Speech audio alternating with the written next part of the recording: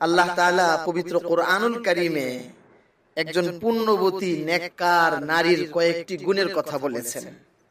সূরা নিসার 34 নং আয়াতে আল্লাহ তাআলা ইরশাদ করেন, ফাসসালিহাতু কানিতাতুন হাফিজাতুল লিল গায়বি বিমা হাফিজাল্লাহ।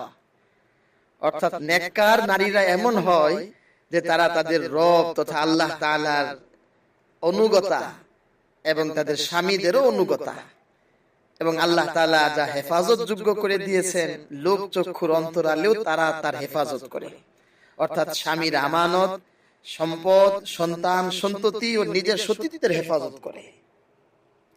এই আয়াত থেকে আমরা 4টি জিনিস জানতে পারলাম একজন আদর্শ নারী, একজন উত্তম রমণীর, নেককার রমণীর কয়েকটি সিফাত, কয়েকটি বৈশিষ্ট্য। 1 নাম্বার, আল্লাহ পাকের হুকুম পালনকারিনী হবে।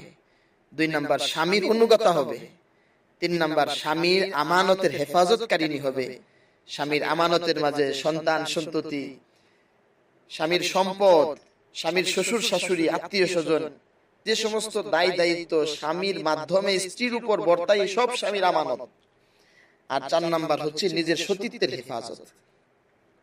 নবী পাক সাল্লাল্লাহু আলাইহি ওয়াসাল্লামের একটি হাদিস রয়েছে যা মুসনাদে আহমদ এবং সহিহ ইবনে হিব্বানে রয়েছে।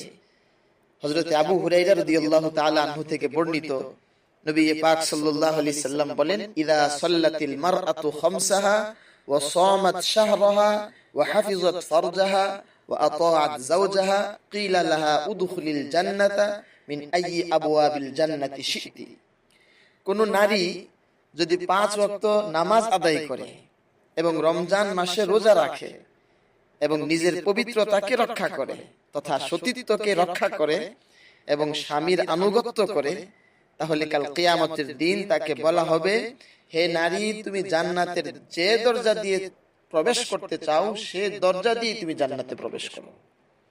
তাই একজন নারীর জন্য এই বিশেষ কিছু গুণ নিজের মাঝে আনা এটা জরুরি। শরীয়তে এটাই কামনা করে, এটাই তার কাছ থেকে